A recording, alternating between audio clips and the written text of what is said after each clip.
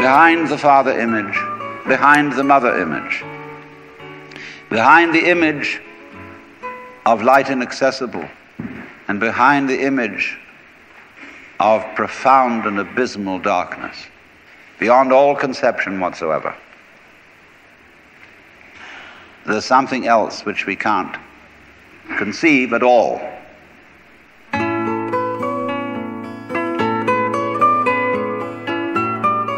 Welcome to The Love of Wisdom with Alan Watts. As one of the century's most eloquent philosophers, Alan Watts introduced a generation in the West to the fascinating ideas of the Far East, the wisdoms of the Orient. In the 1960s and early 70s, he lectured throughout the English-speaking world and was recorded in a variety of settings, from seminars aboard his ferry boat, the Vallejo, in Sausalito, California, to keynote addresses at major universities. Recorded at the First Unitarian Church in San Francisco in 1971, this program is called Images of God. Here's Alan Watts.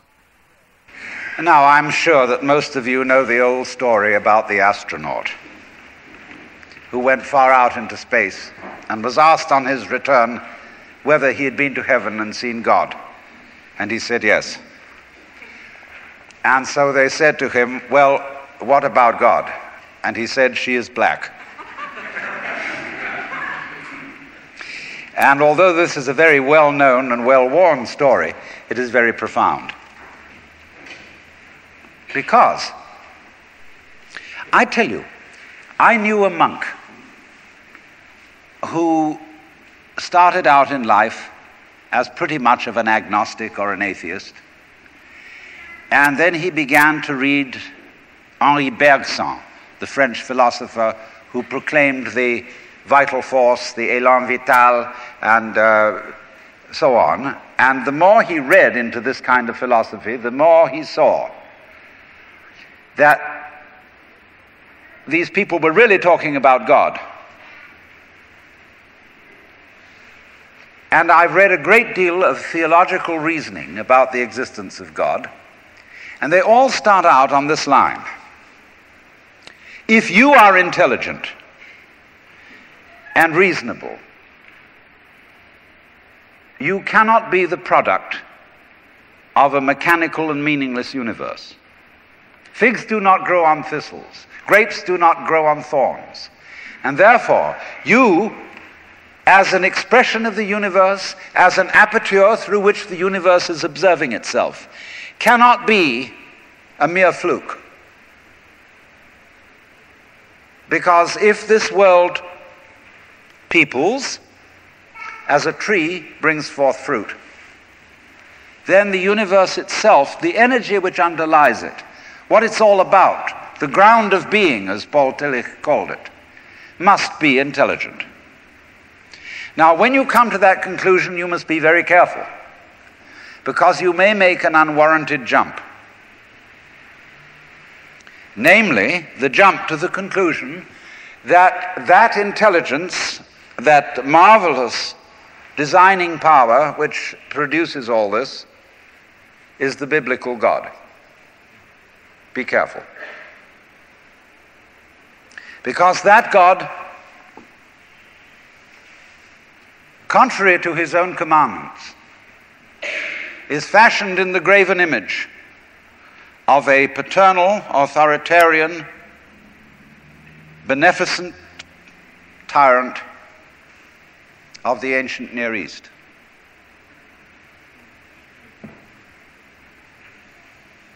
And it's very easy to fall into that trap, because it's all prepared, institutionalized in the Roman Catholic Church, in the synagogue, in the Protestant churches, all there ready for you to accept. And by the pressure of social consensus and so on, it is very natural to assume that when somebody uses the word God, it is that father figure which is intended. Because even Jesus used the analogy, the Father, for his experience of God. He had to. There was no other one available to him in his culture. But nowadays, we are in rebellion against the image of the authoritarian father. Especially this should happen in the United States, where it happens that we are a republic and not a monarchy. And if you, as a loyal citizen of this country, think that a republic is the best form of government, you can hardly believe that the universe is a monarchy. But to reject the paternalistic image of God as an idol is not necessarily to be an atheist. Although I have advocated something called atheism in the name of God.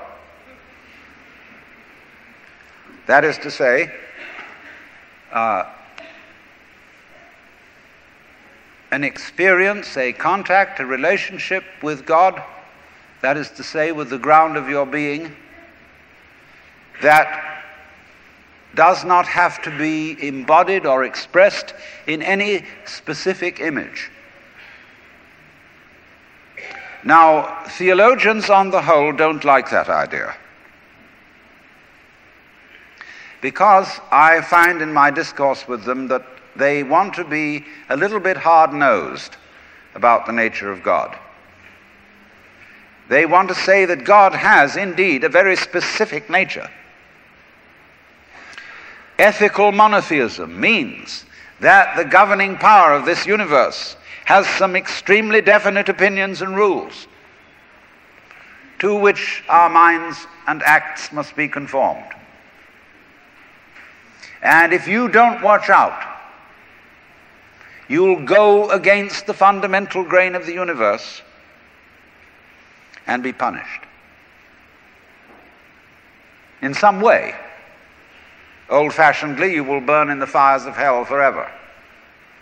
More modern-fashionedly, you will fail to be an authentic person. It's another way of talking about it. But there is this feeling, you see, that there is authority behind the world, and it's not you. It's something else. Like we say, that's something else that's far out. And therefore, this Jewish, Christian, and indeed Muslim approach makes a lot of people feel rather strange, estranged from the root and ground of being. There are a lot of people who never grow up and are always in awe of an image of grandfather. Now, I'm a grandfather. I have 5 grandchildren, and so I'm no longer in awe of grandfathers. I know I'm just as stupid as my own grandfathers were, and therefore I'm not about to bow down to an image of God with a long white beard. Now, naturally, of course, we intelligent people don't believe in that kind of a God, not really. I mean, we think that God is spirit, that God is very undefinable and infinite and all that kind of thing. But nevertheless, the images of God are have a far more powerful effect upon our emotions than our ideas. And when people read the Bible and sing hymns,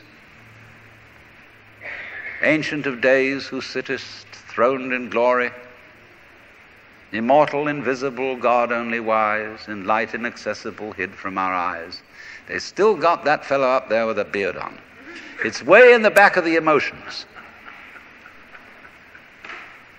And so we should think, first of all, in contrary imagery, and the contrary imagery is, she's black.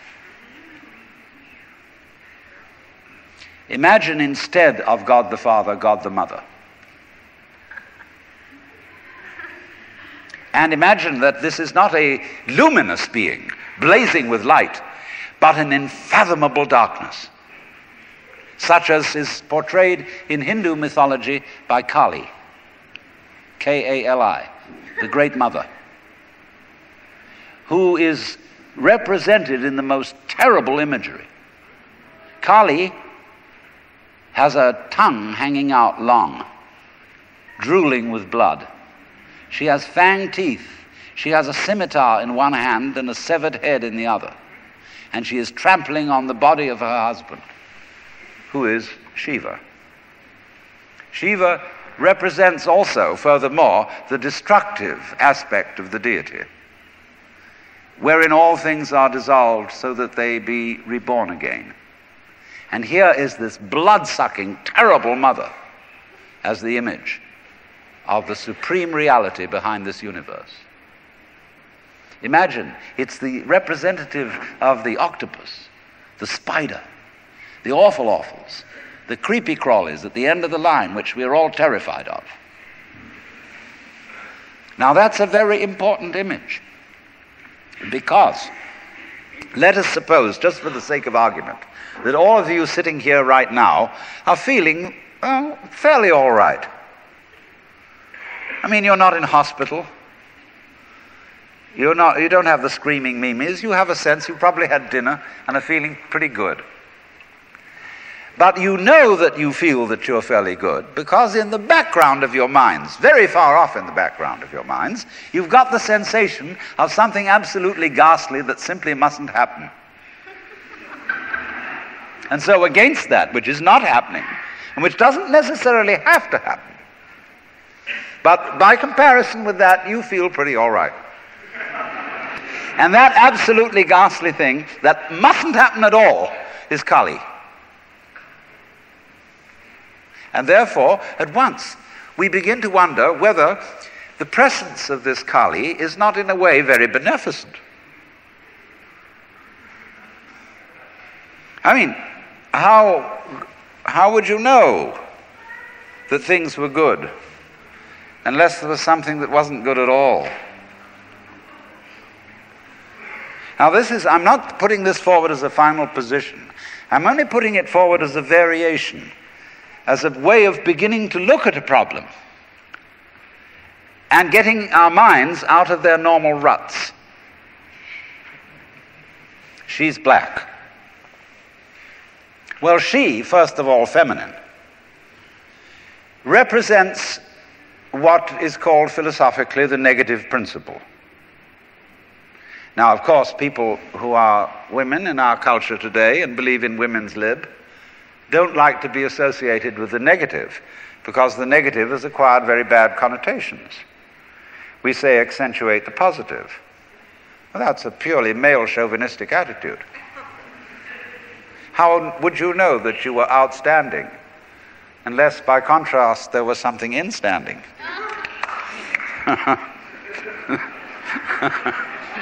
You cannot appreciate the convex without the concave. You cannot appreciate the firm without the yielding. And therefore, the so-called negativity of the feminine principle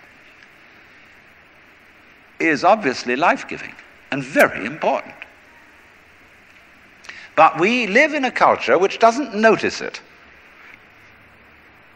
You see a painting, a drawing of a bird, and you don't notice the white paper underneath it.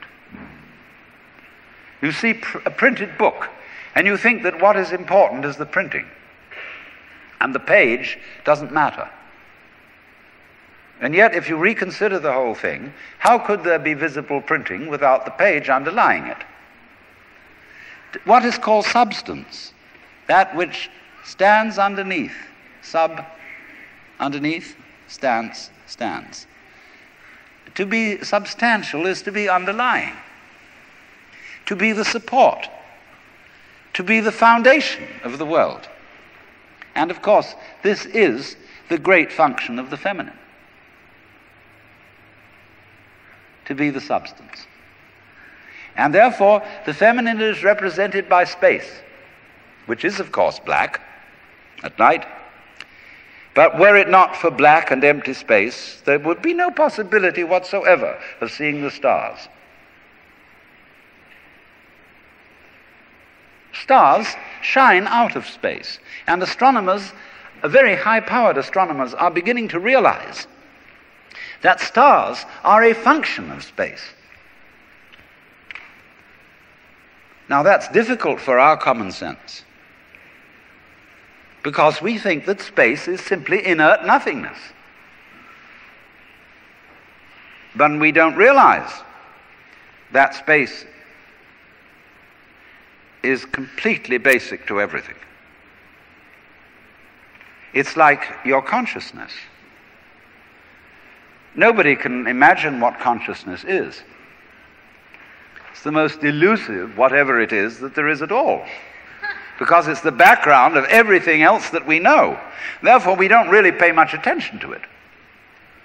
We pay attention to the things within the field of consciousness, to the outlines, to the objects, to the so-called things that are in the field of vision, the sounds that are in the field of hearing, and so forth. But what it is that embraces all that, we don't pay much attention to it. We can't even think about it. It's like trying to look at your head. You know, you try to look at your head, and what do you find? You don't even find a black blob in the middle of things. You just don't find anything. And yet that is that out of which you see, just as space is that out of which the stars shine. So there's something very queer about all this. That which you can't put your finger on, that which always escapes you, that which is completely elusive, the blank, seems to be absolutely necessary for there to be anything whatsoever. Now let's take this further. Kali also is the principle of death, because she carries a scimitar in one hand and a severed head in the other. Death. This is tremendously important to think about. We put it off. Death is swept under the carpet in our culture. In the hospital, they try to keep you alive as long as possible in utter desperation. They won't tell you that you're going to die. When their relatives have to be informed that it's a hopeless case, they say, "Don't tell this to the patient." And all the relatives come around with hollow grins and say, "Well, you'll be all right in about a month, and then we'll go and have a holiday somewhere and sit by the sea and listen to the birds and whatnot." And the dying person knows that this is mockery. Well, of course, we've made death howl with all kinds of ghouls. We've invented dreadful afterlives. I mean, the Christian version of heaven is as abominable as the Christian version of hell. I mean, nobody wants to be in church forever. Children are absolutely horrified when they hear these hymns which say, "Prostrate before thy throne to lie and gaze on thee." They can't imagine what this imagery means. I mean, in a very subtle theological way, I could wangle that statement around to make it extremely profound. I mean, to be prostrate at once and to gaze on the other hand, see, is a coincidentia oppositorum, a coincidence of opposites, which is very, very deep. But to a child, it is a crick in the neck. And that's the sort of imagery we're brought up with. So the idea of what might happen after death, well, you're going to be faced with your judge, the one who knows all about you. This is Big Papa, who knows you were a naughty boy and a very naughty girl, especially girl, from the beginning of things. He's going to look right through to the core of your inauthentic existence. And what kind of heebie-jeebies may come up. Or you may believe in reincarnation, and you think that your next life will be the rewards and the punishments for what you've done in this life. And you know you got away with murder in this life. And the most awful things are going to happen next time around. So you look upon death as a catastrophe. Then there are other people who say, well, when you're dead, you're dead. Nothing going to happen at all. So what you got to worry about? Well, we don't quite like that idea, because it spooks us. You know, what's it be like to die? To go to sleep and never, never, never wake up? Well, a lot of things it's not going to be like. It's not going to be like being buried alive. It's not going to be like being in the darkness forever. I tell you what, it's going to be like as if you never had existed at all. Not only you, but everything else as well. There was never anything, and there's no one to regret it. And there's no problem. Well, think about that for a while. It's kind of a weird feeling you get when you really think about that. You really imagine it. Just to stop altogether. And you can't even call it stop, because you can't have stop without start. And there wasn't any start. There's just no thing. Well, then when you come to think of it, that's the way it was before you were born. I mean, if you go back in memory as far as you can go, you get to the same place as you go forward in your anticipation of the future as to what it's going to be like to be dead. Then you get these funny ideas that this blankness is the necessary counterpart of what we call being. Now, we all think we're alive, don't we? I mean, we're really here? That there is something called existence? You know, the existentialists, Dasein, throneless, here we are. But how could you be experiencing that as a reality unless you had once been dead? What gives us any ghost of a notion that we're here, except by contrast with the fact that we once weren't? And later on won't we? But this thing is a cycle, like positive and negative poles in electricity. So this then is the value of the symbolism of she is black. She, the womb principle, the receptive, the instanding, the void, and the dark. And so that is to come into the presence of the God who has no image. Behind the Father image, behind the Mother image, behind the image of light inaccessible, and behind the image of profound and abysmal darkness, there's something else which we can't conceive at all.